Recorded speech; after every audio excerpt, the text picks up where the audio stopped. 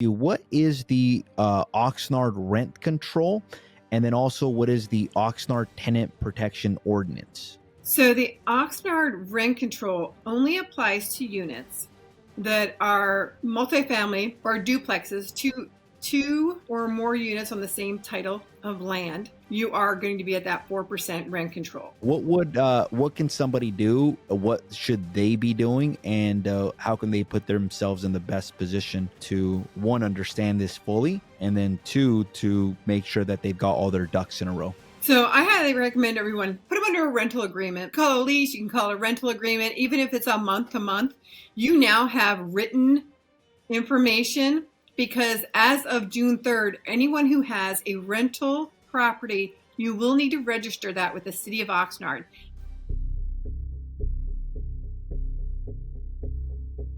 Hi, everybody. Jose Luis Morales. Welcome back to another episode of the Residual Real Estate Agent Show.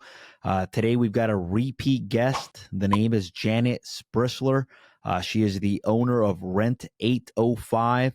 Today, she's going to be talking to us about the Oxnard rent control and Oxnard tenant protection ordinance, which actually was approved already, and we're basically going to be giving you an update. We're going to be sharing with you the ins and outs as to how the rules work, what is legal, what is not legal, and what you can do about it. So, Janet, welcome back to the show. How are you? Excellent. Thank you so much. I really appreciate you having me on again to get the word out to owners. It is so important that they know what they can and cannot do. Yeah, no, I agree with you, because I feel like education is the key to helping people make better decisions. So I'm really appreciative of that. So I wanted to ask you, what is the Oxnard rent control? And then also, what is the Oxnard tenant protection ordinance? So the Oxnard rent control only applies to units that are multifamily or duplexes, two or more units on the same title of land. If it's a duplex, the owner had to live there first not to be included with this, or the property has to be less than 15 years old, or a single family home. So it follows really what's called the Costa-Hawkins Act, which is for those folks who fall into that realm. So if you're multifamily or two or more units on the same plot of land, you are going to be at that 4% rent control. Even if you're like, oh no, I thought I was under AB 1482, which is the state rent control, the Oxnard one actually overtakes that one. So whatever is stricter is what you have to follow. As for the tenant protection ordinance, the reason why it's separated out is because Costa-Hawkins does not cover tenant protections, which means it's for anyone who has an entrance that's renting out a door. So your single family home, your ADUs, your granny flats, even in a single family home that you're renting by the room, once you get to that third room, the Tenant Protection Act's kicked in. So basically, before, with the statewide rent control, it was applicable to multi-unit properties and buildings of certain age. What you're saying is that now the Oxnard rent control applies to anybody that has a door. So if it's a single family residence, if it's a condominium, if it's a townhome, even if you're renting rooms now, it's part of it. Is it all rooms? Yeah, just so you know, it's two separate. So your rent control is only for two or more units on the same plot of land, as long as in that first one you're not a duplex and the owner's been in there first. Otherwise, the tenant protections, it's for everyone. The only exceptions would be like a dormitory or a hospital or a facility. So what is the difference between the Oxnard rent control and the Oxnard tenant protection? So rent control covers exactly that, rent control. It says that the most you can raise rent one time a year is 4%. Now, if you decide you want to raise rent 2% and then kick them in with another 2% later on the year, you will not be able to do that. So you have a one-time chance at doing an increase every 12 months, and it needs to be for the 4% or less. But if you're under market, do it at the 4%. Whereas the Tenant Protection Act says, hey, everybody, you have tenants for life after 30 days, which we'll talk about in just a second what that actually means. And you have to pay out $5,000 or 2 months worth of rent, whichever is greater, as a relocation fee if you were to give notice to anyone to leave the property. So basically, it just means that if they were going to get the property back, they would have to give $5,000 as relocation. So literally, somebody can move into a property for 30 days into a room. If it's the third room that's rented, only be there for 30 days. And if you want to get them out, then you have to give them relocation money to do that. So my question to you is, what if the tenant is not abiding by the rules, or if the tenant is not current on their rent? Is this still applicable where you would still have to give them the $5,000 as a relocation, or is it not applicable because either they're in breach of the lease or they're not current on their rent? Okay, so that's called just cause. So a just cause eviction, everything's eviction now in the state of California, by the way. You're either just cause or not just cause. So just cause eviction means they have not paid their rent or they've done something against the lease. It's what I prefer to term it as: you've gone to court and you have a notice from the court saying that they have to move out. It also covers if the house is not habitable and it's been by eminent domain being taken back by the government. So there's those reasons that you would not have to pay out that money. Everything else, you're paying out that money. And remember, it's 2 months of rent or 5,000, whichever is greater. So if they're in breach of the contract, or if they're not paying the rent, you don't have to pay out the relocation money, basically, in other words. And when does all of this go into effect? So it was adopted on May 3rd, which means it will be fully ready to go as of June 3rd. So the way owners are going to find out is that the city only has to publish it in a newspaper after 15 days of it being adopted. So any day now, it should be put into the newspaper of their choice. Do I know which one? No. It could be the Acorn, it could be the Breeze, it could be the Star. We have no idea which one. It's sort of like filing for a DBA. All they have to do is publish it. And then we'll talk about this afterwards of ways to potentially increase it more than 4%. So how does this change the process now? Because before, if you owned a single family residence and you wanted to evict a tenant, you can either give them a cash for keys with no regulations, or you can obviously go through the court system and evict them. Does that mean that now you have to go through the city of Oxnard for everything and the county of Ventura, or what does that look like now? So if it's not a cause reason, not a just cause reason, so it means you're selling the home, you're moving back in, any number of reasons where you're going to take back that property and it's not the tenant's fault, then you give them notice.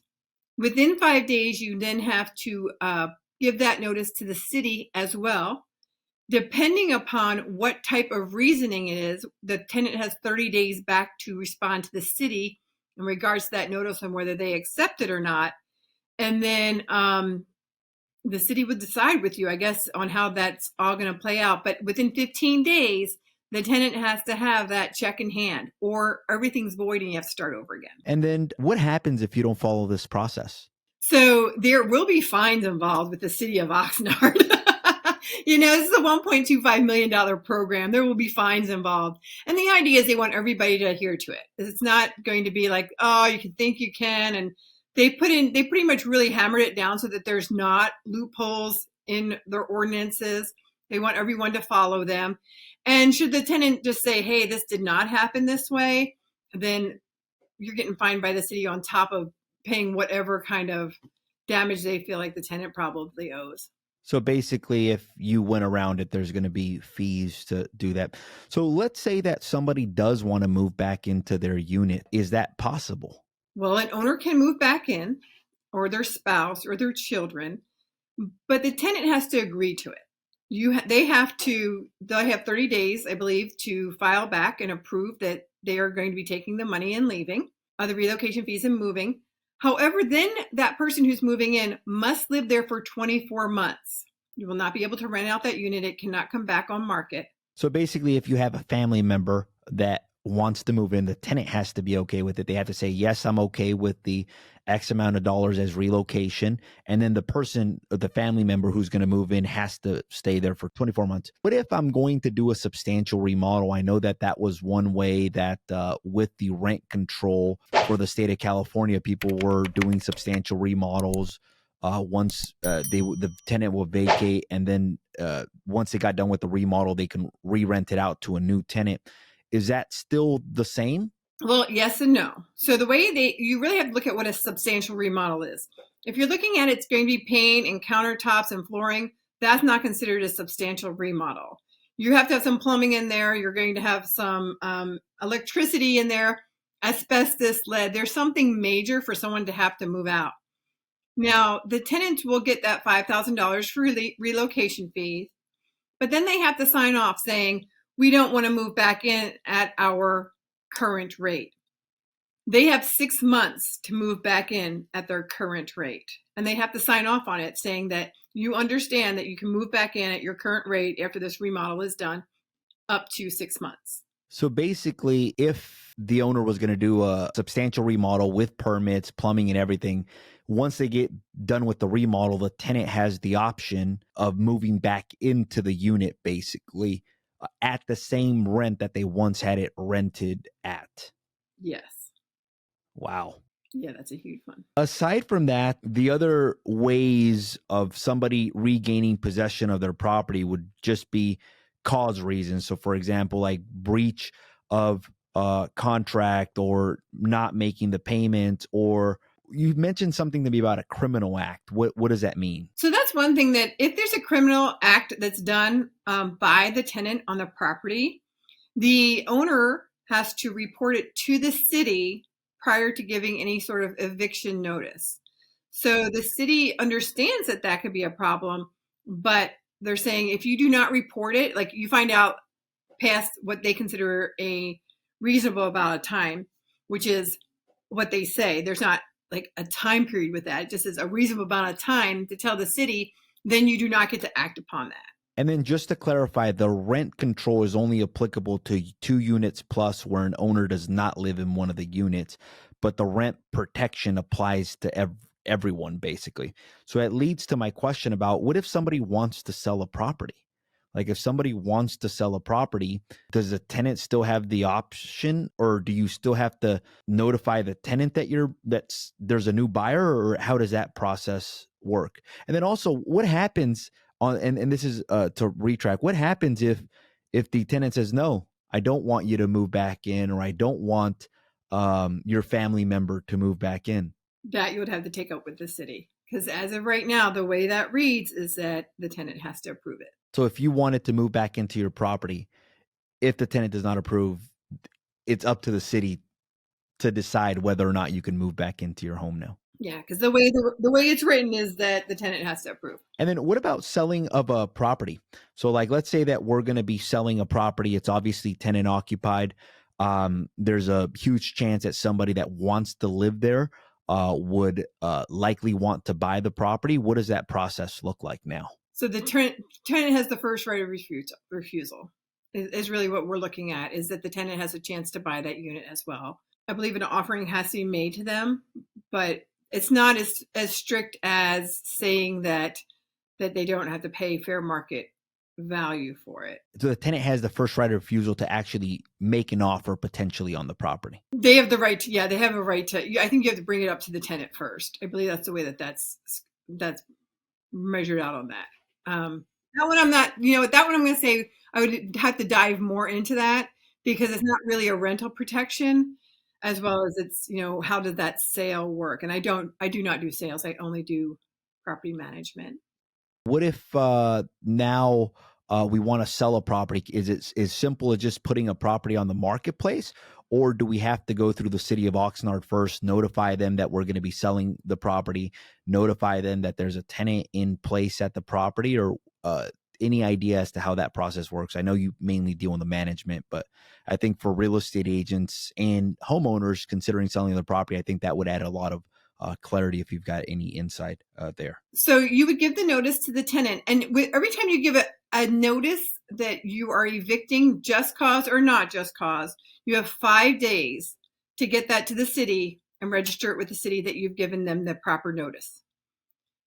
From there, so if you've given them notice and then 15 days later you're giving them money, they are going to check to see if you have a lease on the property. So if you have a lease, that lease is still in effect until the end of your lease. You don't get to just break the lease on the tenants. So there's that. You would give the money to the tenants, and then I don't know if the city will then step into it or not, because I don't believe that the tenants have the right to have to agree to it, but I think they have 30 days to weigh in on it. They always have 30 days, it seems like, to weigh in on different things, on where they're given a notice when it's not just cause. When they're going to be selling. So if you want to sell a property, obviously, like any reason, they have to, if there's no lease in place, they could potentially do that, but it has to go through the city of Oxnard, and those documents have to be filed.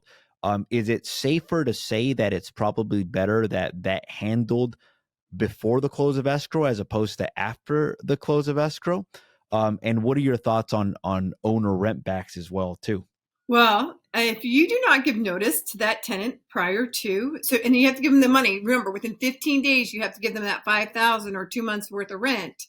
Because if you don't give them that money and you've given them notice, it's now a null and void notice. Now people have said, what happens if the time comes up and they don't move out? Then you're at eviction court. Then you can go back on evictions, and then you can go to civil court to try to get your $5,000 back or your 2 months rent. However, when it comes to rent backs, you have to realize that you don't have a lease. Like normally people are like, oh, I don't want to sign a 1-year lease because I want to do it month to month. They specifically wrote into the bills, the ordinances, this takes effect 30 days after someone has lived at the property. They're automatically due this tenant protection.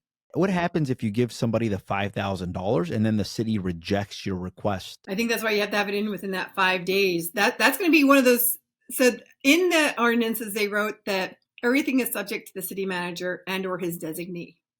I would say that's probably going to be a city manager or his designee that's going to have to answer that one. What is considered a client for life now? So anyone who's lived in the property for 30 days is now a client for life. They're a tenant for life, which is a huge thing that people need to understand. There's no more of, I've had someone say to me, well, I have a verbal agreement. If they have lived in the property for more than 30 days, they are a tenant for life. Now there's ways of if it's a short-term rental and that has its own set of rules. This does not apply to short-term rentals. Remember, it doesn't apply to hospitals, long-term care facilities, things like that, or dormitories. And a client for life basically means that once they're past that 30-day mark, all of the tenant protection laws now apply. It's no longer like you have to be a tenant for a year or in order for all these protections to apply. It basically, once you're in there for 30 days or more, it basically applies now, where you would have to give somebody relocation money. You would have to get permission to move back into the property. If you are remodeling the unit, they have the option of moving back into it within 6 months as well, too. So what are the exceptions to this? Meaning, are there any exceptions to raising the rent more than 4%? So on that is it written into under the rent control ordinance. It is written in where you can petition to the city manager and or his designee that you would want to raise it more than 4%, and you have to prove up why. So if you're way under market, you would have to pay, as an owner, you have to pay for this, for the city to do a cost market analysis on the property. They were going to, I think they brought up 9 different ways they were going to look at that, as well as the tenant gets to weigh in, and they have 30 days to get back to the city on that. And I believe that they're going to take 60 to 90 days to come back with an answer for you. However, remember, that's all at the cost of the owner, and that cost has not been given out on what that's going to run. And then what about tips and tricks for our landlord clients? What if what should people be doing? Because obviously we're a little bit of ways from this taking into effect. As of today, it is May 9th. So we're a 3 weeks away. So what can somebody do? What should they be doing? And how can they put themselves in the best position to, 1, understand this fully, and then 2, to make sure that they've got all their ducks in a row? So I highly recommend everyone put them under a rental agreement. Call it a lease, you can call it a rental agreement. Even if it's a month to month, you now have written information, because as of June 3rd, anyone who has a rental property, you will need to register that with the city of Oxnard. Now, this is not unincorporated Oxnard. It's only the city of Oxnard. So if you have a rental, your UAD, your granny flats, anything that you have, your ADUs, you have to register them with the city of Oxnard. They were batting around roughly a $50 per door cost. You would also want to go into the city, and if you have not filed a business license on your property, now is the time to do that, because when they go and they find it, it's a higher fee and fine compared to if you were like, oh, I didn't know, and you're there going to them first. It seems to be a little bit more gentler to the pocketbook. I highly recommend that. Also, if you have negotiated the lease terms verbally, you do not have anything in writing, you're like, I'm free and clear, they can prove that up very easy, because that tenant's just going to say, hey, listen, here's all the payments I've made to you. It's very easy to follow that trail. So you just don't want that to happen to you. And you will have to provide notices. So every tenant needs to be noticed. Every unit needs to be noticed. As you're going to have 1 month to notice everybody. So everyone has from June 3rd to July 3rd to notice all their tenants. You also have to notice them in however you've negotiated the lease, which includes Spanish, Tagalog, and then the 4 different dialects of Moteca. I say that correctly. I don't know if I did or not. There's 4 dialects, so it's not even a written language, but I don't know if the city's going to have drop-down boxes to provide these notices. We don't know how they're rolling it out. I'm assuming it's going to be on the city of Oxnard's website somehow, because they will need to furnish those notices, and then you need to get the notice out to the tenants. Then every lease you do, every renewal from now on, you do have to provide that.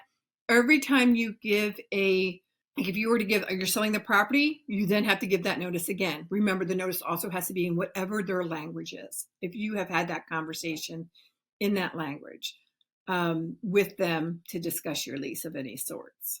So get a lease on the property. I highly just cover yourself, because you also have to understand AB 1482 came out January 1st of 2020. This year, they're requiring everyone to have some sort of it's called the mold pamphlet booklet, where you have to let everyone know prior to applying for a property or one of your residents, they needed to know about this mold, what mold is and how you prevent it. That was required out to all residents as of January 1st of this year. So you pretty much want to make sure that you've wrapped up all the state laws and with what Oxnard's asking for, so that when you go to the city and you register that unit, should they ever come back to you, you're covered and you're not looking at more fines or fees. If you know you have code violations on your property, you want to take care of that, because those are going to be 5-day fix-it tickets.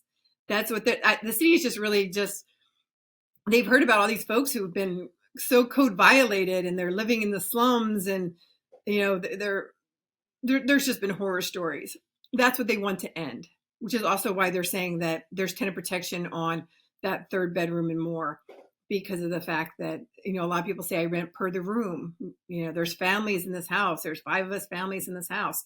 They're trying to protect those folks as well. Any idea what the fees look like? Like 1,000, 5,000, 10,000, 20,000? Well, they're saying $50 a door. So if you are a major apartment building, just take that $50 by how many doors you have. So like a Serenade at River Park up here is looking at about $20,000. Yeah, so the fees just to register all your units. And then a fix-it ticket, they're looking at a couple thousand. You have, a little fix-it ticket time, like 5 days. And then after that, that fine will kick in. So you want to stay away from the fines, because they are going to be heavy, because the idea is to have them, I think, be more of a behavioral fee of, hey, this is what happens. Boom, everyone talks about it. It doesn't happen again. You said something about the incorporated city of Oxnard, like El Rio. Does that mean that none of this applies to El Rio, or does all of it still apply to El Rio? No, currently they're saying it's not applying to unincorporated Oxnard. I would still say get your leases done. I also implore you, if you are paying your tenants utilities, get that wrapped up. Get that wrapped up now. If you're paying for gardening, get that wrapped up, because the city of Oxnard has said, if you're treating it like a business, this is not going to hurt you. But if you haven't been treating it like a business, then it is going to hurt. When you say like utilities, like meaning like transfer the utilities over is there still time to transfer that? Because I know it takes into effect June 3rd, or is it already too late? It's too late for those who are in the city of Oxnard, but if you're in unincorporated Oxnard, I would do this now. If you're in the city of Ventura, you might want to jump on it a little bit faster than anybody else. So the way you do that is and it's called RUBS, it's the Resident Utility Billing Service. So if you have like 4 units, you get your water bill in and you divide it amongst how many occupants are in each unit, bill them out per person, take 10% off the top for anything that would be landscaping or like a common use area. That's what's considered the norm when it comes to utilities as well as, landscaping. But you just want to really make sure that you're not paying for stuff that you should not be paying for. And I think a lot of people don't realize that. They're like, oh, there's the 4%. But when you calculate how much in utilities, and this is in effect until 2030. And in 2030, I'm not saying it's going away. They say it's going to sunset, but it's just going to sunset into another platform of whatever right then and there is going on. So you really want to just really be aware of. What if somebody has, like, let's say a pretty large apartment complex and they do the 4% rent increase, let's say after the fact, let's say in a year from now, could they switch the utilities to the tenants at that time, or is it one or the other as well too? You would forego. So if your utilities are under the 4% mark, you've divided it out, you've already looked at it, it's under the 4% mark, you can switch them on to utilities at that point. You're foregoing your 4% for the year. In the following year, you would do the 4%. That's the only way you're going to be able to catch up on your utilities. So let's transition over to Ventura. And for our viewers watching out there, Janet has been nice enough to give us a copy of the ordinance. So we'll be attaching a copy of the ordinance to this video. So if you're interested in just reading about it, Janet has been nice enough to do that. So let's transition into Ventura. Besides Ventura, are there any other cities that you're aware of in Ventura County that are considering this? And what is it looking like for Ventura as well, too? So first of all, with those ordinances that I've sent you, the 2 things that are not covered on there is the 4% as well as the they changed those after these drafts were out. It was changed to 4%, and they also changed it to putting it into the dialects and into the different languages. So I sent that information to you as well. So just keep that in mind when you're reading 5%, it's 4%. That happened at the last minute during that meeting. So let's talk about the city of Ventura. They had a very interesting meeting just last week on a Tuesday where they said that they would like to do an eviction moratorium, an emergency eviction moratorium on anyone who's done a major rehab and asked the residents to leave, saying that it was not just cause, and they were following AB 1482. The city's saying that they should have pulled permits. If they did not pull permits and they asked people to leave, they want to do a fine. They're following Long Beach has the same sort of kind of ordinance going on right now, where they charge people $14,000 to $15,000 per fine. And this is due to one property. It's called the Center, I believe, Central. And all those tenants were given notice. A new investor bought the building, saw that there was a problem with the plumbing, wants to redo the plumbing, knows it's an older building. He has pulled permits for it. The city has not gone out to look at it, but because these tenants are so up in arms, the city is pushing through an ordinance based off of this one property. That's how particular it is. People did not show up. I'm just gonna be honest with you. They also want to do a rental registry, which is the first step. Now, Oxnard sort of kind of said, hey, we're pushing it to you all at once, where the city of Ventura is like, let's do a rental registry, which is a step to this. These ordinances are going to come around probably this fall in Ventura. It's just that way. And it's because owners are not speaking up. When that happened, the local real estate association sent out 2,000 emails to folks. Me and another real estate professional also sent out 8,000 text messages to non-owner occupieds, as well as voicemails and emails to say, come to this meeting. It's very important. And we had 6 people there. And I was one of them. So we need people to come and show up and listen to what they're saying and speak up on behalf of your home, because as you can see, you don't want to leave it up to the tenants to decide whether you can move back into your own property or not. When is the next meeting for Ventura? May 22nd. They're going to be actually bringing back the ordinance. They're having their legal team look at it right now. You have to realize that every time there's a changing of the guard, rental ordinances are coming up.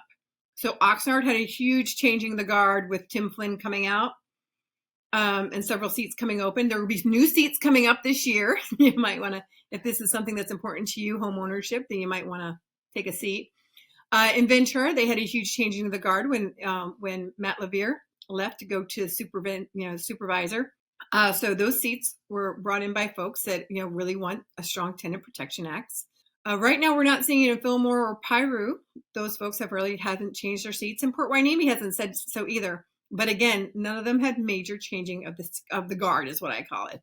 So when there's a changing of the guard, you're going to see a changing in your ownership. Janet, anything else that you think would be valuable to our viewers? Just make sure you're hitting the dates. Remember, June 2nd, all this should open up for you on the City of Oxnard's website. You have 30 days. Stay away from those fines. Don't be one of the ones who has to supplement the $1.25 million that this program is going to offer.